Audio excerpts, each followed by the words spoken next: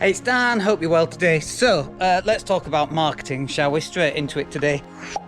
So, let's just cover off some of the things that I think you need to understand about marketing. So marketing then is this idea then that you're going to get as many eyeballs on your website or your message or your phone number as you possibly can. And I just find it really peculiar that we're living 2023 where you can market easier than ever before, and it doesn't even have to cost you that much money, and yet the amount of marketing that people actually do is so minimal. You know, when we talk about what's one of the most important aspects of running a business, it's getting customers. It's one of the most important bits, other than sorting out your tax if you want to avoid jail. But so many people just don't market their business online.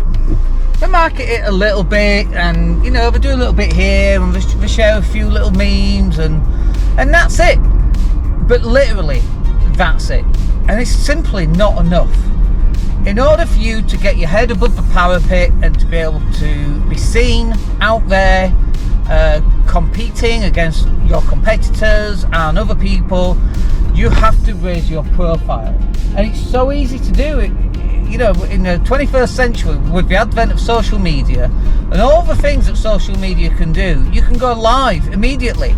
You could pick up your phone, think of a topic, and literally go live straight away. But I think have a bit more thought behind it, a bit more cerebral intellect. And instead of going live just on Facebook or YouTube, go live on everything. Instead of posting out on just Twitter or LinkedIn, post out on everything. And there's a few tools out there that will allow you to do that, such as StreamYard, OBS, Restream, and then, you know, this, for social media posting, there's things like Sendable or Hootsuite. It doesn't cost that much money.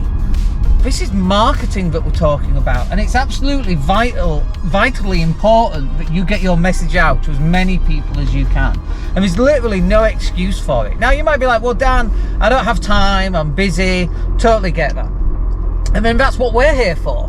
Do you think that we have clients who are also incredibly busy, but we create the content for them, or we edit some of their videos and then we repurpose them? That's what we do.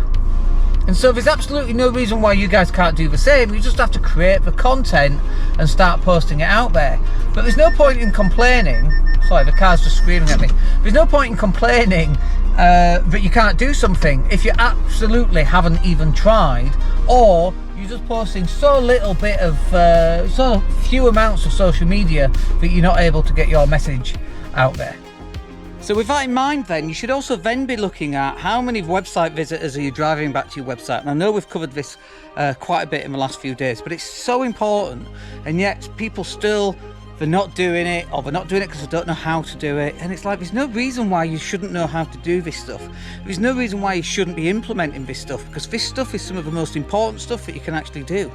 Not knowing how many visitors are hitting your website is like London and just driving. Like, how do you know which direction you're going in? Are you going in the right direction? Are you going in the wrong direction? What pages are they clicking on? Have you got enough petrol, or are you going to run out of petrol? Are you even going to make it? Are you just going to run into the sea? Getting the direction in your business and getting the direction in your car, it's exactly the same thing, and you have to measure where you are and where you're going. And talking about measuring is one of the most important things that you can do. So for example, when you go to a networking event, how many people have you spoken to? How many business cards have you handed out, have you taken in? How many networking events have you got this month or next month or the following month?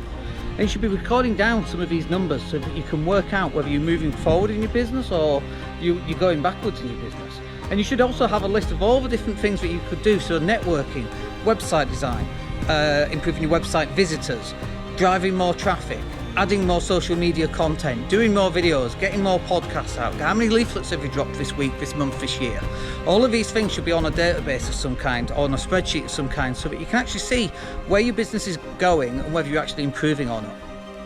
And of course, this is something that we're doing ourselves all day, every single day, because marketing is literally that important. So for example, we're about to go live again, yet another podcast, yet another live stream. Doesn't matter on the numbers just now. The idea is that you get the numbers out there and you get the podcasts out there and you do the work. The numbers will simply follow. So then once you've got them there, once you've got them to your website, the question then becomes, what are you going to do with them? Like, is it a free download for them to maybe download and get their email address or their phone number so then you can give them a quick call?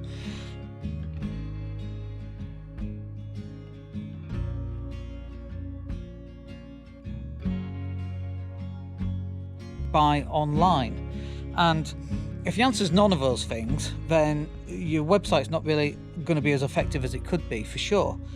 You have to ask yourself, why does your website even exist if it's not to help you sell more of the stuff that you want to sell, so then you can grow your business?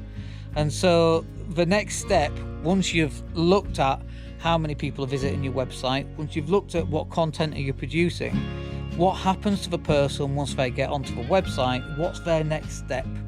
And what we want to be doing is we want to be selling their easiest thing. What's the next easiest step for that consumer to take along their journey?